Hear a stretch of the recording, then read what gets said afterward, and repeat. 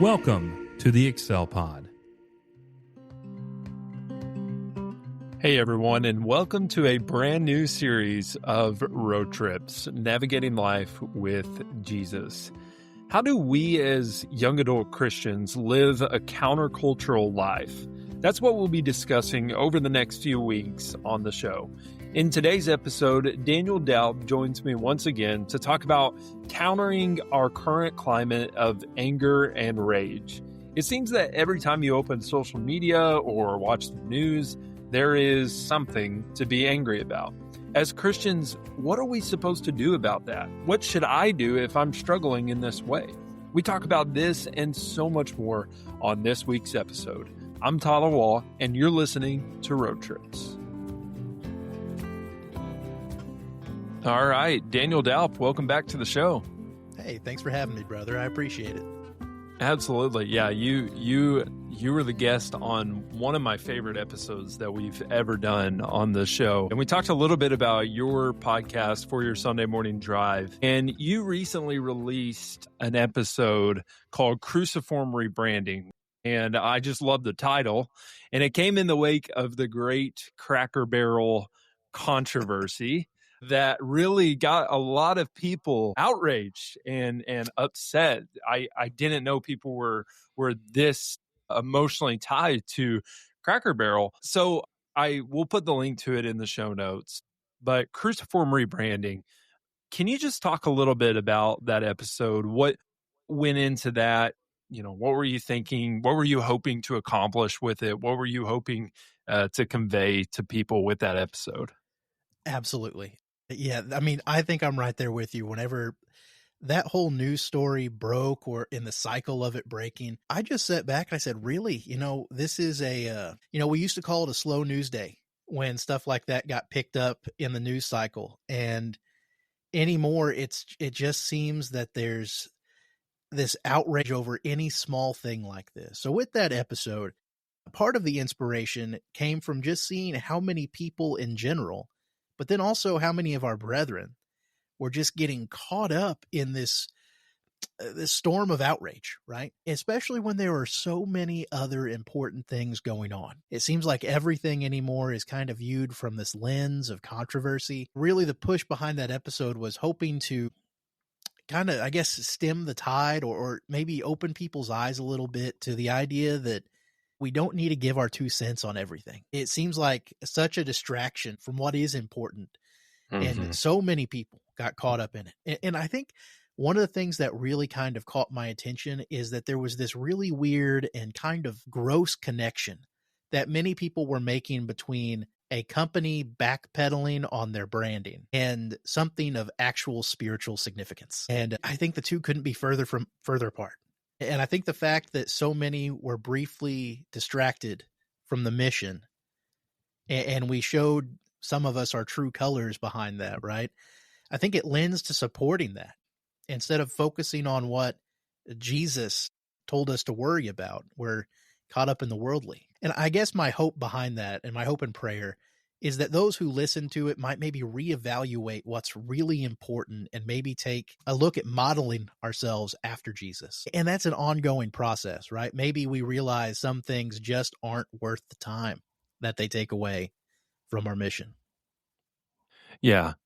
I love that. The whole controversy with it. I love this quote. There were a lot of good quotes from it, but you said, can we really imagine that God is looking down from heaven, smiling and telling us, yes, Christian, railing against these things is a great use of your time? I think that's, I love it. It's just to the point. I mean, I think that's what it comes down to is one, are you really making the best use of your time? Are you redeeming the time because life is short? The brevity of life is short, as we've all learned and as we've all experienced and been witness to. And then also, do I really have to say something about every little thing that comes up in the world? And we'll talk about this, but this didn't happen too long ago, the whole Cracker Barrel thing, but we've all forgotten about it. I mean, this was just a month ago, because now Now it's the Super Bowl halftime show, and Mhm. now it's Taylor Swift's new album. And I guess if we're constantly looking for the next thing to rant about or to say that this thing is wrong, it's like, yeah, Well, like no you'll joke. find it. You'll find it if you're looking for it, right? Exactly. It's the world. You're gonna find something wrong with the world or something wrong that's going on with culture. I mean, have you read the New Testament? I mean, that's Mhm. just how it's gonna be. And I think too, the other thing, time, constantly having to have an opinion about every little thing. I think too, something deeper and more reflective, and I think this kind of hits at me more, is are we simply looking for reasons to express our anger because we're Mhm. angry at something that's completely different? I've got a Right. relationship that's off. I've been struggling with a certain sin.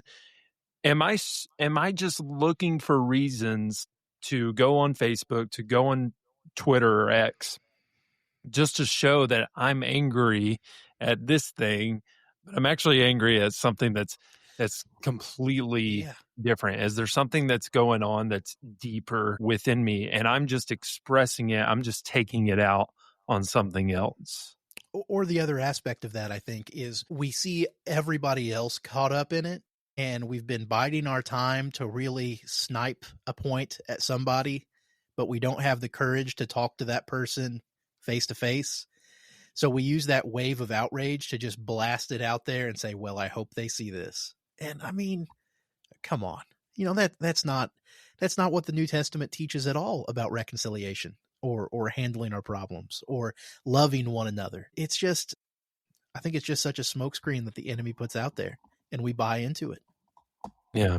Yeah, absolutely. Yeah, Matthew 18, for brother sins against you, go and tell them your fault, not make passive aggressive posts on Facebook.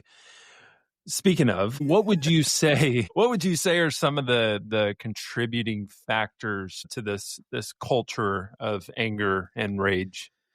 Yeah, I mean, I think that is such a big question, right? I think a lot of it comes down to how instantly reactionary everything has gotten. I'm going to make myself sound really old when I say this, but it wasn't that long ago that I can remember having an argument with a friend and having to stew on that the entire way home from school on the bus.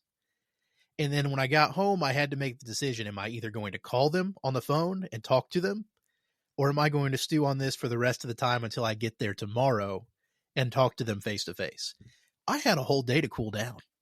But anymore, it's, we pull out we pull out our cell phones, right? And if something upsets us, we can either instantly clap back to somebody through text message or whatever the case might be, or we can run and what a lot of us do, and myself, I've done it before, right? We run to social media before we even have a chance to really process and think. The immediacy of the moment is so important, and then you partner that with the anonymity and the distance that comes from social media, and it's just really a dangerous situation. Proverbs 29:11, it says, "A fool always loses his temper, but a wise person holds it back." And I think there's some wisdom, of course, in that.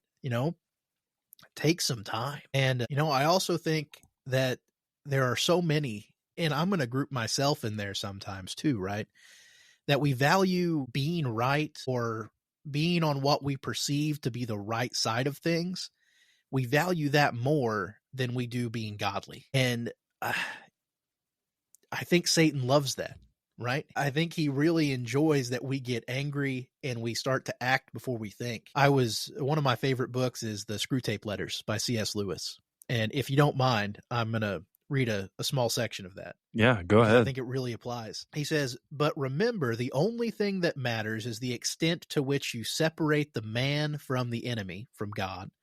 It does not matter how small the sins are, provided their cumulative effect is to edge the man away from the light and into the nothing.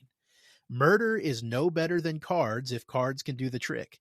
Indeed, the safest road to hell is the gradual one, the gentle slope, soft underfoot, without sudden turnings, without milestones, and without signposts." And that's what's happening. We're getting caught up in the small things. And, we tie that back to what Jesus said in Matthew 5. about murder, right? That you shall not murder is what people were told, but we're not even to be angry at our brother without cause, right? And he kind of equates the things.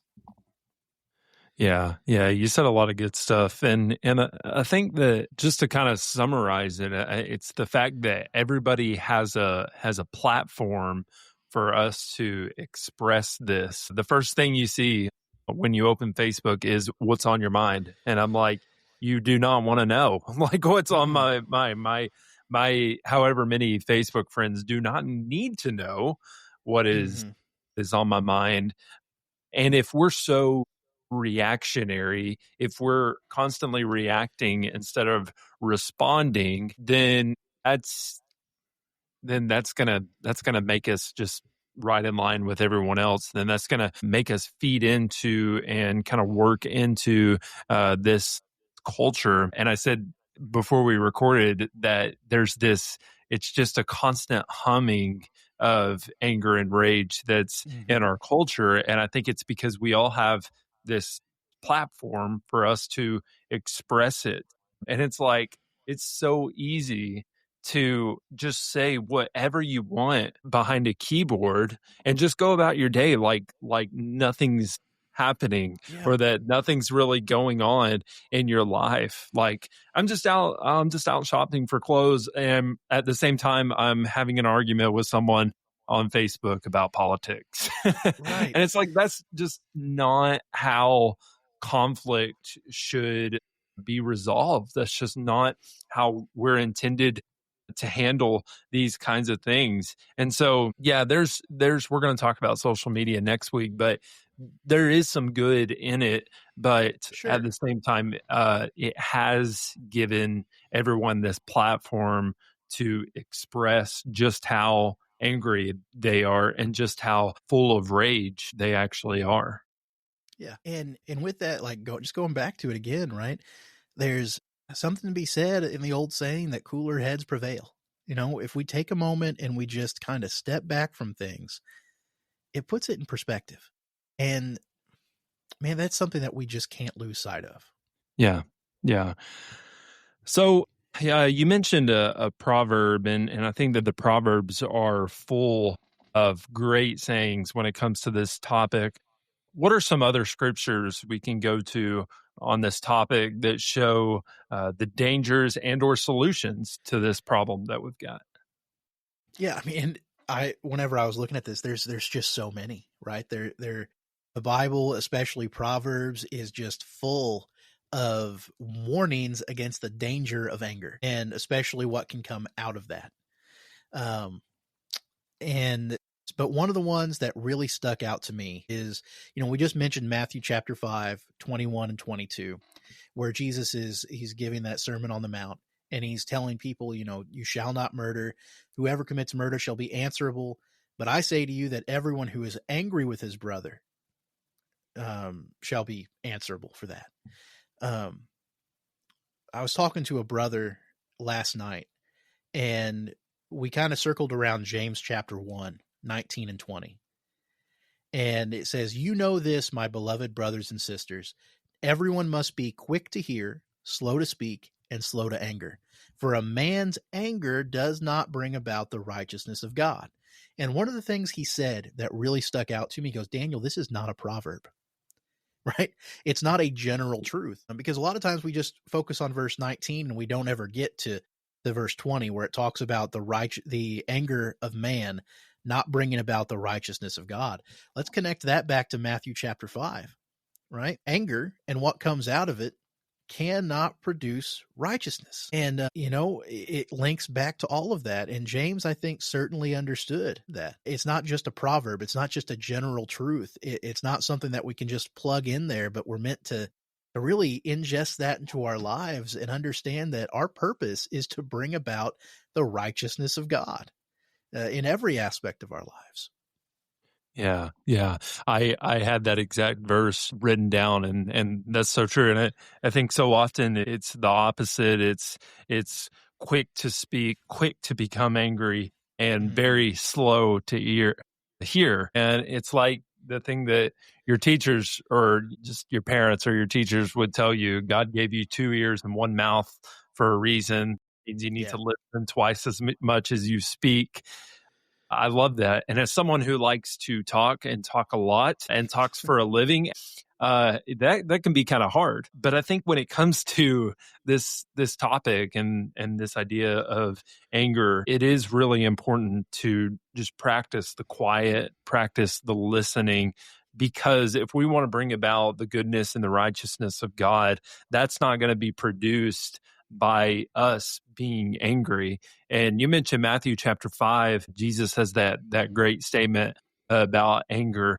There's also that connection with Cain and Abel, because before Yes. Cain murders Abel, he's angry. He's angry about the sacrifices that somehow or that aren't pleasing to God, whereas Abel's are.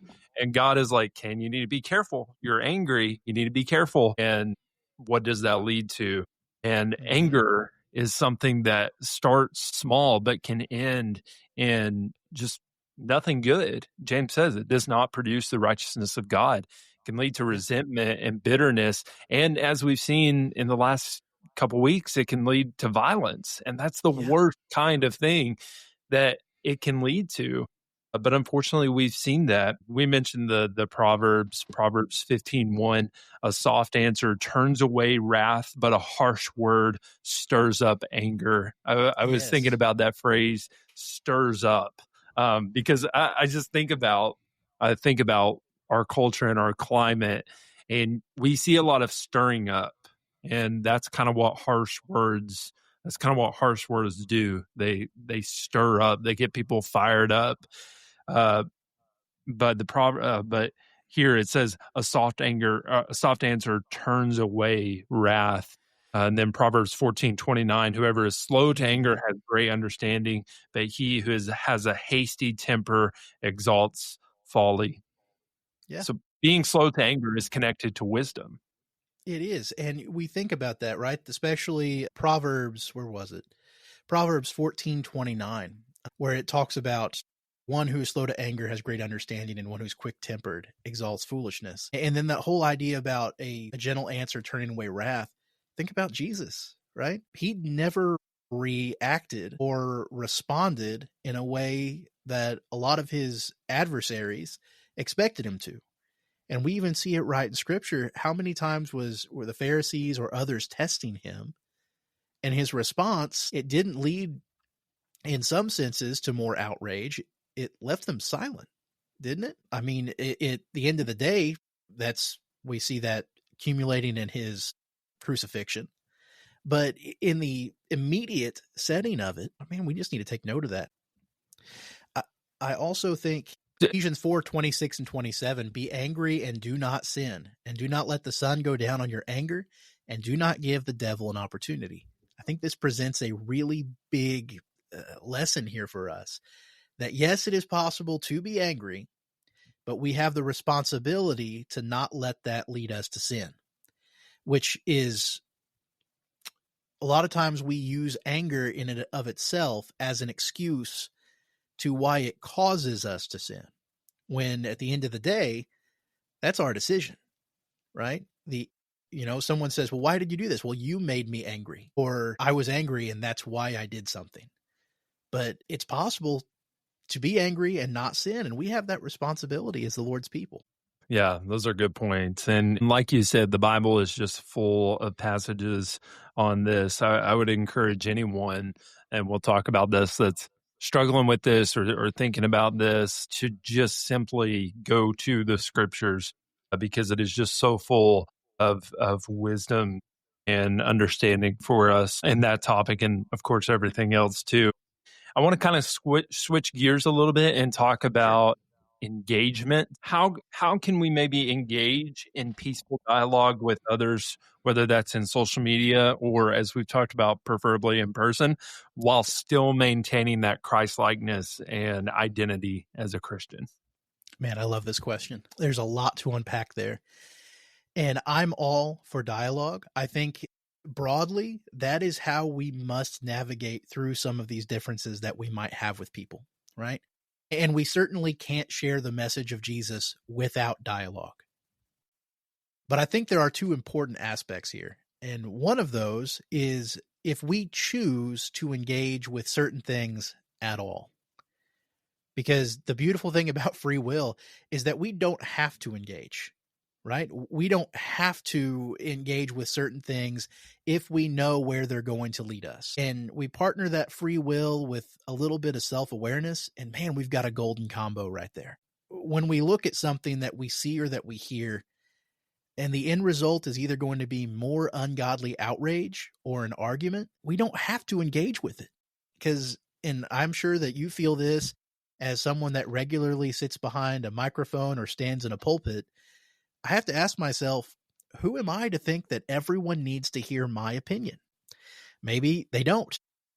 And Jesus himself says, blessed are the peacemakers, right? That's the end goal. And the other aspect of that is that we can set the rules for engaging in dialogue ourselves. We look at, like I said earlier, Luke 14, Matthew 22. Jesus often didn't react or answer in ways that people wanted him to or expected him to. And because of that, his accusers fell silent. The other aspect, I guess point number 2 on that, is if we are going to engage in dialogue at all, it takes 2 people, right? And the question I think we have to ask is, are we really engaging in dialogue, or are we just kind of blasting stuff out there and hoping that it gets put in front of some eyes? Because, sometimes, let's be honest, we all do it. We pick up our phones, we glance over something, and then we hit that share button in order to maybe perpetuate the current rage topic. That's not dialogue. That's just pushing that wave further and further along. It's just kind of blasting something out there into the universe. And man, I hope this doesn't come across as hateful or just because that's not the way I mean it. Sometimes it makes us feel like we've done something important, or maybe it makes us feel as if we are important. But if it doesn't meaningfully engage another in a conversation that could either lead to peace or to that person's salvation, then is it worth it? What have we really accomplished? That's so good. I don't know if anything else I could add to that besides just the fact that we were all taught to think before you speak. And sometimes we don't always think before we post or think before we do engage. I've seen some people that, and by the way, I've seen people, Christians, who have handled this social media engagement really, really well. And it has motivated me and inspired me. But at the same time, when our intention is to just say, I'm going to repost this, I'm going to say this just because I know that there's a person out there who may think a certain way and I want them to think the right way, which is my way. It's like, does that really do any good? You mentioned blessed are the peacemakers, what Jesus says in the Beatitudes. There's a difference between making peace and arguing so that you know that I'm right. Right. There's a big difference between that. And I think just some basic common things that we forget is that every person is made in the image of God. We do not have the right to speak to people in a way that is dishonoring and not loving. And that's what showing honor is all about. Showing honor to all people is all about. And I think too, knowing when conversations should be had in person, which, as we talked about, is most of the time they need to be had in conversation. And you mentioned this at the beginning. So often we're talking about each other, but we're not talking to each other. And that's kind of what we need to get back to. If a brother sins against you, go and tell him his fault between you two, not go post about it to your thousands of friends on Facebook who probably all agree with you anyway. So Right. Yeah. not So really what have you accomplished? right. You're not really doing a whole lot of good when we do that. preaching on Jesus and the woman who is caught in adultery, and our friend Wes McAdams brought this up in one of his podcast episodes. In that scene, there's only one person who talks to the woman, and that is Jesus. Mm, He is the yeah, only person who talks to the woman herself. Everyone else is talking about her. Everyone else is talking right. about what should be done. And Jesus, what are you going to do to this woman? Jesus talks to the woman, which is Yeah. just a good reminder of who Well, our role model is here in this life. that is so important. When if we look at that and we have to, you mentioned maintaining our identity of Christ. We have to ask ourselves, would Jesus find this important? What would his reaction be to this based on what we know of his character and God's purpose in scripture? And based on that answer, is this a waste of the time that I've been given to engage with this? If so, or if not, then does the outcome of that glorify God? Does the Right. outcome of that glorify God? Because what I found, and man, I'm caught up in it too sometimes, is we've become, as a culture, more focused on winning arguments than I think winning souls. And that is a loss of, it's a detriment to the mission. Yeah. Yeah. What would you tell someone who may be struggling with this, or maybe they're thinking, maybe I do struggle with this. I'd kind of like to know if I am or not, or maybe, yeah, I know that I am. I know that it's wrong. What would you tell someone who's struggling with this?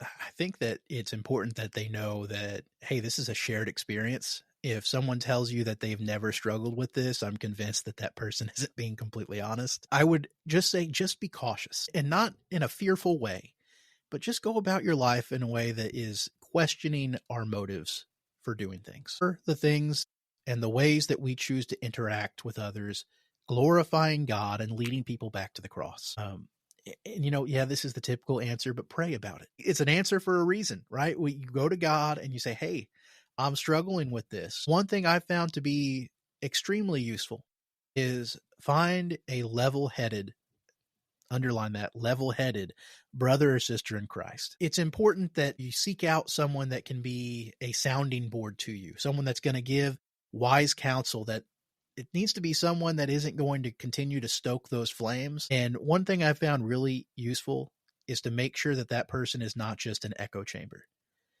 because that leads to us feeling justified about everything that we say. You need the kind of friends and the kind of brothers and sisters that are going to say, wait a minute, let's back up here and look at if what we're doing is really glorifying God. And above all, just take some time and slow down before you react. Or maybe just don't react to certain things. If this is something you struggle with, the other aspect of that is, don't beat yourself down because of it. It takes time to cultivate the fruit of the Spirit. And part of that is peace and self-control. And whenever we look at peace and self-control, that's, for me at least, it's going to be a lifelong process of developing that perfectly. And none of us do it perfect all the time. But that's not an excuse not to be better. Yeah. Yeah. Really goes back to all that we've been talking about. And something that I wrote down is if you need to just take a break. And I think that you were alluding to this. I know of a lot of people. I do it most days of the week, but most of the time I try to have Facebook and Instagram, the apps, off my phone and just use them on my computer, because usually I'm not on my computer just while I'm standing in line at the store or whatever. That's something that's been really helpful for me, and I think for some, it may be something to where I gotta take a week long break. I gotta take a Mm, month long break. Like, social media will still be there when you come yeah. back. Trust me. Like, it'll be there. It's okay. You're not missing out on too much at all. And I think kind of going into that, I think just practicing our disciplines are so important. Practicing our spiritual disciplines are so important. You mentioned prayer. And I think just going along with that, how about just being bored, being silent, Yeah, being quiet, man. and being alone in the quiet and just contemplating God and who he is and reflecting on his character and his love and praying prayers that maybe aren't as intercessory as like, God, I need this, I need this, I need this. How about just telling God who he is and telling him that, God, I love you. You're the creator. You're all of these things, because I've found that when I'm contemplating who God is and what he's done for me, man, that does so much to take away any sort of anger or resentment or bitterness or ingratefulness, all the filthy that I want to take away out of my life. When I contemplate the love of God and who he is and what he's done, man, that'll take it away in an instant. And it's great. Yeah. Yeah, and even further than that, when we talk to God in prayer, talk to him about this rage, right? Talk to him about the anger we might be feeling, and not in the sense that, God, I want you to smite those that I perceive as my enemies, but this is how I'm feeling. These are the things I'm struggling with. These are the things on my heart. God, help me to, it's a conversation that you're having with God. He can handle those things. Yeah, yeah, absolutely. So, last question, and this may be just kind of recap, but what are some things we can do to live counterculturally in this age of rage and anger in our culture? I think it's important that we really listen to what that question was, because recognize that refusing to live in that loop of anger and outrage is countercultural. And that's what God calls us to be. And I think the biggest part of that, at least for me, is setting some clear criteria, setting some clear criteria for what we care about and what doesn't matter to us. Right. And that isn't to say, and I'm sure you'll get into this in other episodes, or maybe not, but that's not to say that a Christian can't or shouldn't care about certain causes and that some aren't worth our time, but not all of them are. Right? Not all things are worth our time, and certainly none of them can be worth our time if they conflict with our directive of souls. And if we commit ourselves to learning to love like Jesus, that becomes pretty clear, right? To be able to distinguish between those things. I was listening to your last episode, and was it your brother that was on? Yeah, yeah. Yeah. He said one of the things I drew out of that is to be unswervingly allegiant to Jesus. I thought that was great because it's about him above everything else. How we care for others is a huge part of that. And we can't properly care about others if we're angry about things that ultimately don't matter, or we take up causes that have no value to the master. Yeah, yeah. You brought up so many good things there, and I think something that I kind of didn't think about, so I appreciate you bringing up is that there are good causes to be convicted about and to be take very seriously, talking about injustices that happen Yeah. in our communities and in things around us. That's a good thing, and I don't think we're at all saying that you need to not do anything for the good of others, or to, if there's an injustice that's happening, you need to sit and do nothing and not post anything about it, or whatever. But I think there is this very, very, very big distinction between that, something that maybe is happening in your community, or I guess nationwide, and something that really has no effect on you that's happening 2,000 miles away in Right. Washington D.C. There's a big difference, and I think that we understand the differences. We understand the difference between the two. We need to learn to love who's in front of us. What's the need in my neighborhood? What's the need in my community? So I think that we need to make that distinction, and I think just knowing when not to engage in certain things. And then I think being a peaceful presence, being that non-anxious presence that's going to be seen. Jesus says, let your light shine before others so that others may see your good deeds and glorify God. Well, one of the ways we can shine our lights is by being a non-anxious, non-angry, rage-filled person in a culture that is all of these things. And I think that that's kind of what it comes down to, Mm-hmm. is about just loving the people that are Yeah. right in front of you, not being so caught up in what's going on in the world, or the anger and the outrage of the latest trend or fad, and focusing on what's right in front of you and what God has put in place in your life right now. Yeah, yeah, absolutely. I totally agree with that. We're in Bible class a couple weeks back, and one of our members at Hawesville brought up the idea of maybe we're not supposed to really know as much as we do know about things that we can't affect. And that really kind of struck home with me, because you're right. What can I really impact that's that far away? Aside from the God being involved in it, sure. But am I not supposed to love those and care about those that are right in front of me? That's the countercultural aspect of this. Making sure that we find our purpose in Christ above, and in some cases to the exclusion of, everything else, above politics, above pop culture, above those things that are just happening all around us. And it's really, I think it comes down to, if we're really truly wanting to be countercultural in respect to anger and rage, don't get distracted.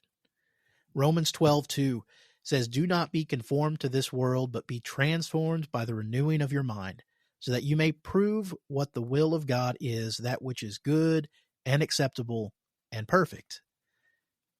It's countercultural to not be reactionary. It's countercultural to take time and think through whether our words or sharing those words of others is inflammatory and harmful. It's countercultural to say no to contributing to that.